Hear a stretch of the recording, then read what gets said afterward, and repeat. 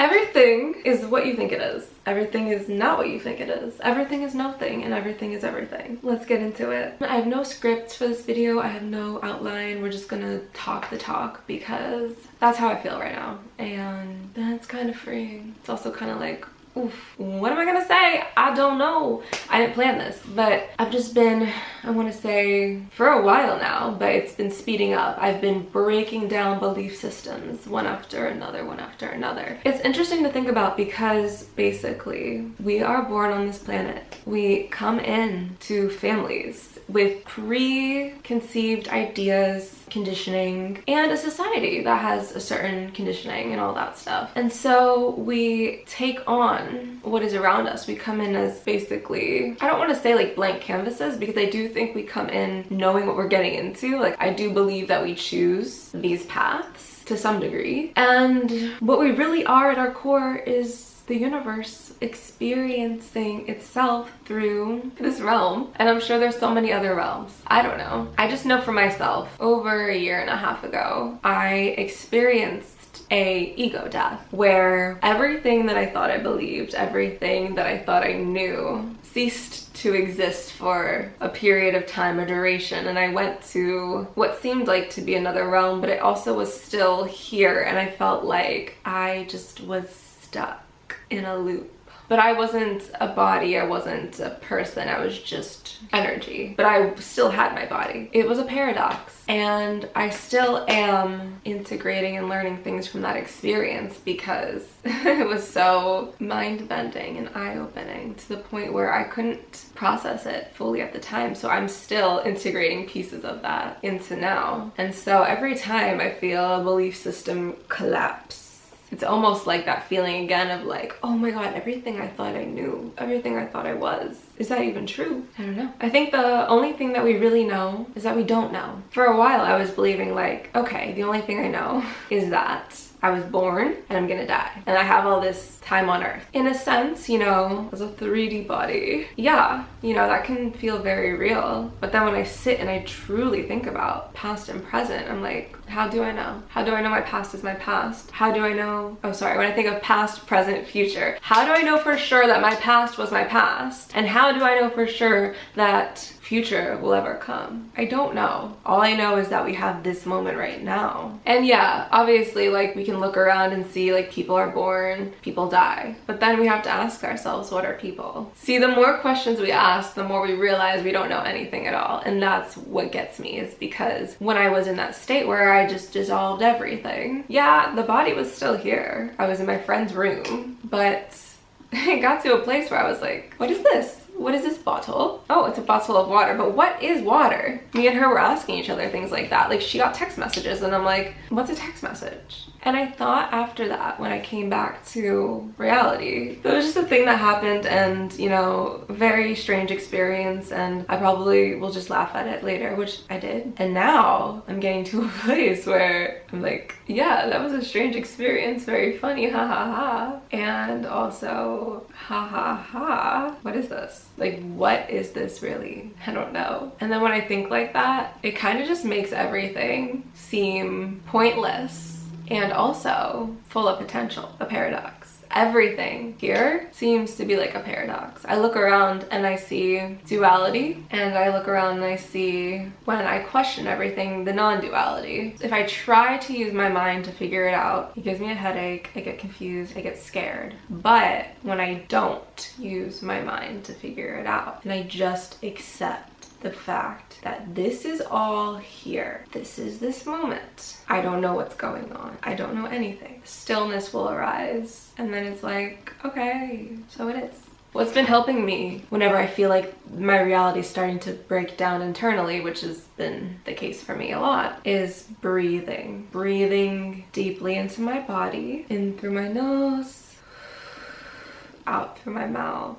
And then focusing on my heart and allowing whatever to come up. And then my mind will start to tell me stories. It'll be like, oh, well, you feel this way because this person did this. Well, you feel this way because this happened in your childhood. You feel this way because you want this thing and you don't have this thing. Sometimes I run with the thought, I run with the story, and I can run with that story for a very long time.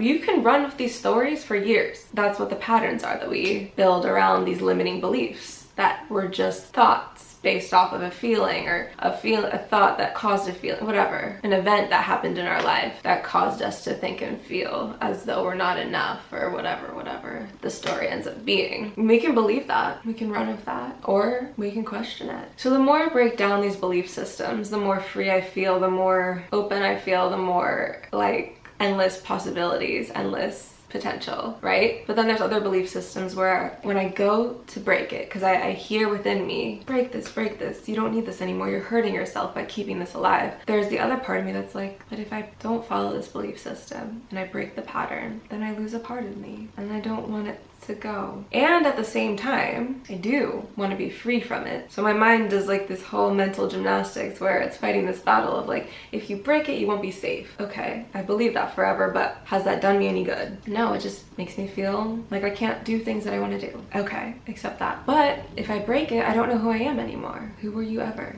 Who is Julia? Who am I? If Julia will eventually end, like all things do, everything changes. I was once a small Julia, now I'm a bigger Julia. I don't look like the original small Julia. I changed. But the part of me, the energy that lives on, is always there, no matter where I go, no matter what shape I take on. As I shift my shape, there's still the observer part of me that is here. Even when my mind changes, even when I go to dream world, there's still the observer part of me that's here. And I don't know if that will continue into the next chapter once I leave the body of Julia, but from what it seems like, from all the things that I've heard and all the things I've read and all the videos I've watched, it seems like we all have this consciousness, this part of us that is connecting us all together. I keep hearing this message that we need to drop into our hearts, and I think that's probably how we connect to that part of us that connects with everyone. And you know what? I really believe that because I've had experiences where I go into my heart space with another person and I feel pure love. And it's like a physical love. Like I genuinely, the other week, did that. I went into my heart space when I was with my friend, and literally the energy from my heart was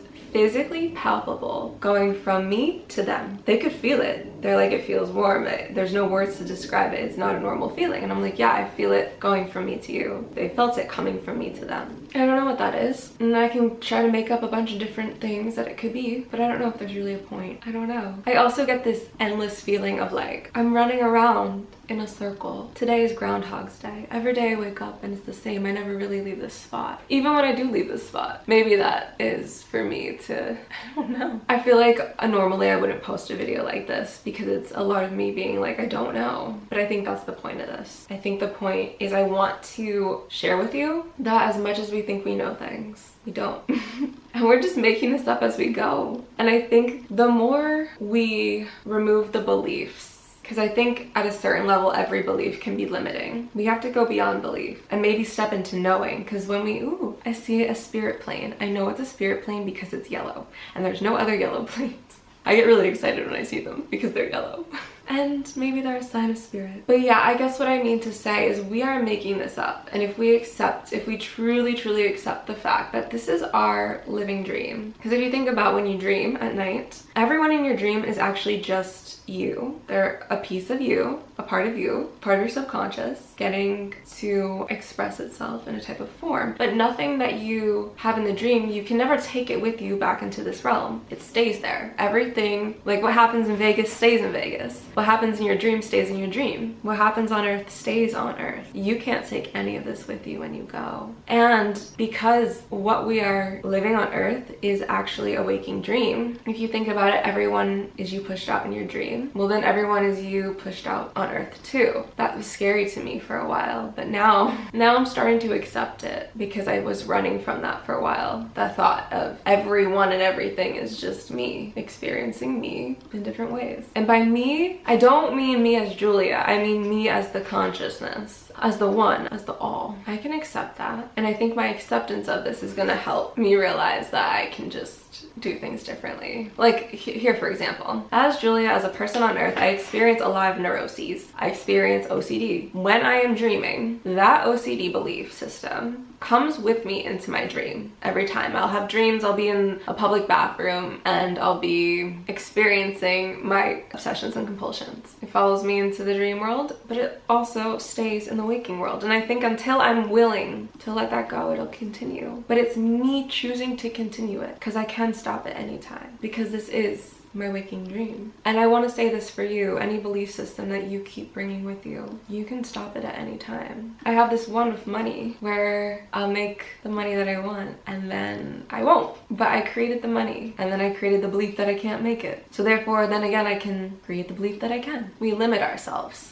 We don't need to. We're the operant power. This is our dream. There's this nursery rhyme. I think if we really just took this in when we were kids and really believed it fully, we would make this a really beautiful dream. But it goes, merrily, merrily, merrily, merrily, life is but a dream. That's all it is. It feels real. Pinch me, I'm dreaming. It feels very real. And on the level of just believing this is all there is, yeah, it's real. It's real. If I scratch myself, feel it, and it's real on this level. But the paradox of it is, like, when we go higher, when we go to source, this is all but just like a memory, a blink, a moment in the endless infinite ocean of moments.